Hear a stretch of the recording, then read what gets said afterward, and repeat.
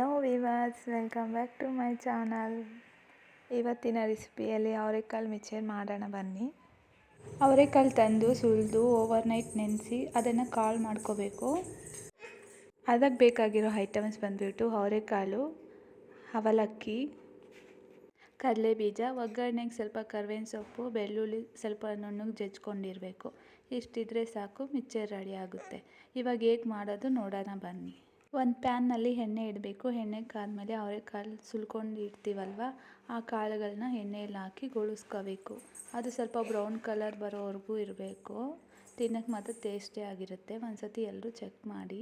ಅದು ಈ ಕಾಲದಲ್ಲಿ ಮಾತ್ರನೇ ಅಲ್ವಾ ಅವರೆಕಾಯಿ ಬಿಡೋದು, ಅದಕ್ಕೆ ಎಲ್ಲರೂ ಚೆಕ್ ಮಾಡಿ ನೋಡಿ.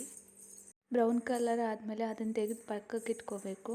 ನೆಕ್ಸ್ಟ್ ಅದ್ರ ಜೊತೆಗೇ ಕಡಲೆಬೀಜ ಹಾಕ್ಕೋಬೇಕು. ಕಡಲೆಬೀಜನೂ ಅಷ್ಟೇ ಚೆನ್ನಾಗಿ ಹುರ್ಕೋಬೇಕು. ಅದು ಸ್ವಲ್ಪ ಬ್ರೌನ್ ಕಲರ್ ಆಗಬೇಕು. ಅದನ್ನು ತಗೊಂಡು ಎತ್ತಿ ಸೈಡಿಗೆ ಇಟ್ಕೋಬೇಕು.